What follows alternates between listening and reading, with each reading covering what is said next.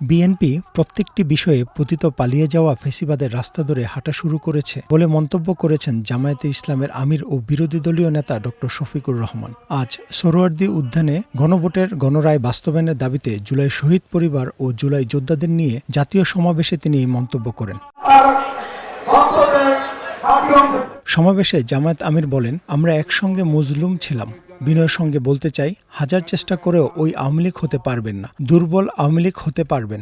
তিনি আরও বলেন, গণভোটের ৭০% মানুষের সমর্থন পাওয়ার সিদ্ধান্তকে বিএনপি অস্বীকার করেছে, অথচ নির্বাচনে পাওয়া ৫১% ভোটকে তারা গ্রহণ করেছে, যা তিনি লজ্জাজনক ও দুঃখজনক বলে উল্লেখ করেন। একটা ভোটের রায় তাদের পক্ষে গেল, মেনে নিলেন। তারা দাবি করেন ৫১% মানুষ তাদেরকে ভোট দিয়েছে। আরেকটা ভোটে জনগণ ৭০ গণভোটে হা বলেছে। তারা ৫১% মানেন, কিন্তু ৭০% মানেন না। এটা লজ্জা, এটা দুঃখে। ওই ৭০%-এর রায় যেদিন বাস্তবায়ন হবে, বাংলাদেশ থেকে সত্যিকার অর্থে সেদিনই স্বৈরতন্ত্র বা ফ্যাসিবাদ বিদায় নেবে। বিএনপি প্রত্যেকটি বিষয়ে পতিত পালিয়ে যাওয়া ফ্যাসিবাদের রাস্তা ধরে হাঁটা শুরু করেছে। আমরা একসাথে মজলুম ছিলাম। বিনয়ের সাথে বলতে চাই, হাজার চেষ্টা করেন ওই আওয়ামী লীগ হতে পারবেন না, দুর্বল আওয়ামী লীগ হতে পারবেন। ড শফিকুর রহমান আরও অভিযোগ করেন, জুলাই আন্দোলনের সুফল ভোগ করলেও বিএনপি শহীদ পরিবার ও আহতদের প্রতি যথাযথ দায়িত্ব পালন করেনি।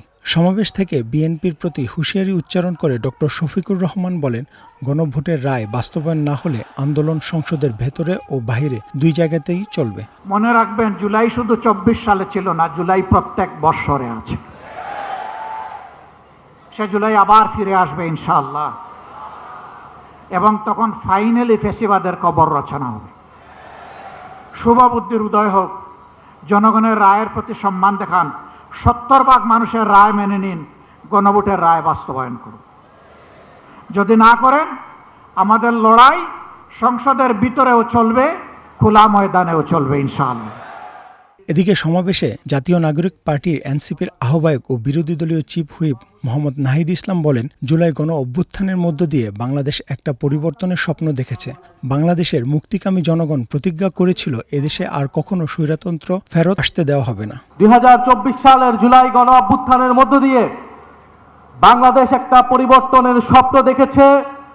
বাংলাদেশের মুক্তিকামী জনগণ প্রতিজ্ঞা নিয়েছিল, বাংলাদেশে নতুন করে কোনো স্বৈরতন্ত্র এই দেশে ফেরত আসতে দেওয়া হবে না। আওয়ামী লীগের পথে হাঁটলে ভয়াবহ পরিণতির হুঁশিয়ারি দিয়ে এনসিপির আহ্বায়ক বলেন, বিএনপি যদি আওয়ামী লীগের পথে এদেশকে এগিয়ে নিতে চায়, তাহলে দেশের জনগণ আবারও রুখে দাঁড়াবে। আপনার বাবার কবর সোহেল রানা, বিজয় টিভি, ঢাকা।